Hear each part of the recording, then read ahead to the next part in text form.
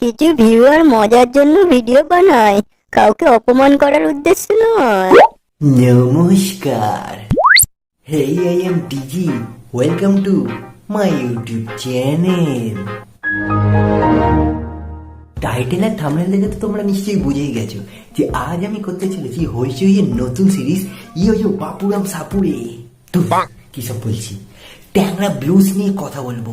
তো চলো আর বেশি না বকে ভাত শুরু করা যাক।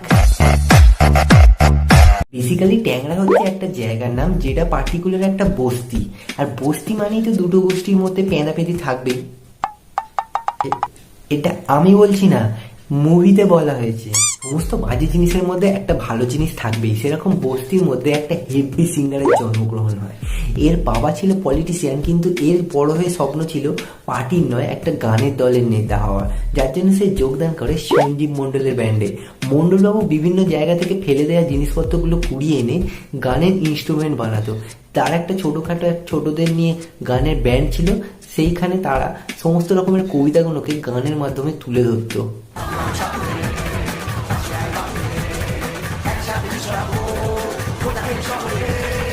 এদের প্রতিভা এবং গান শুনে মধুদি তাদের ব্যান্ডের প্রেমে পড়ে যায় এবং সে চায় তাদের নাম পৃথিবীর সকল মানুষের কাছে ছড়িয়ে পড়ুক। সেই প্রচেষ্টা শুরুর মধ্যেই অনেক বাধা বিপত্তি আসে। তাদের ফাংশনে বাওয়াল হয়, তাদের ব্যান্ডের ছেলেপুলেদের মারধর করা হয়, পুলিশ কেস পর্যন্ত হয়। এই সকল বাধা বিপত্তি পেরিয়ে তারা পৃথিবীর সকল মানুষের কাছে নিজের নামটা এবং জায়গার নামটা তুলে ধরে।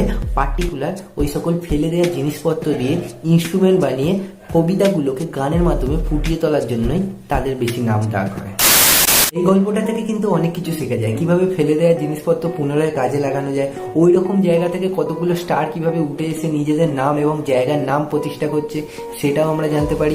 যেহেতু এটা জায়গার নাম অনুযায়ী মুভিটার নাম দেওয়া হয়েছে, তাই এটা যথার্থ সার্থক হয়েছে, কারণ তারা নিজের নামের সাথে সাথে ওই জায়গাটারও নাম করছে।